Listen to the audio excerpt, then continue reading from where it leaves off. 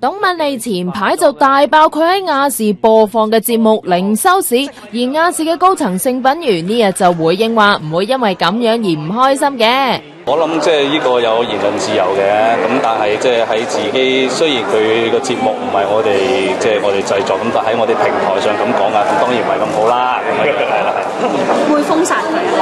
哦，呢啲嘢我冇理嘅，我唔理嘅呢啲。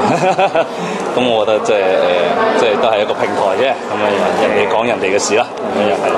咁啊，但係 ATV 就而家越做越好，我覺得越做越好，同埋好多人都身邊嘅朋友啊，或者啲唔識人啱啱識嘅人都話轉型轉得非常之好，係。而羅琳就同埋老公劉坤銘拍拖現身，劉坤銘就恭喜翻舊愛郭美雲終於都覓得愛郎，咁你哋依家仲會唔會成日聯絡㗎？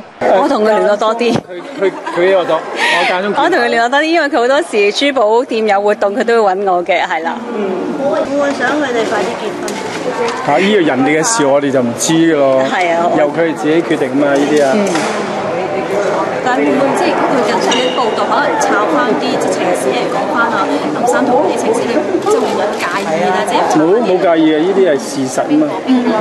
我都唔介意，因為我未入行之前已經知道晒，我未選美嗰陣時已經睇到晒啲報道啦，係啊。因為始終係過去嘅事咯，冇問題嘅，我覺得。同埋識親都係靚女，我都好榮幸。發走啦！即係讚老公眼光。以前呢兩樣中意審美眼光，審美眼光係啊，審美眼光。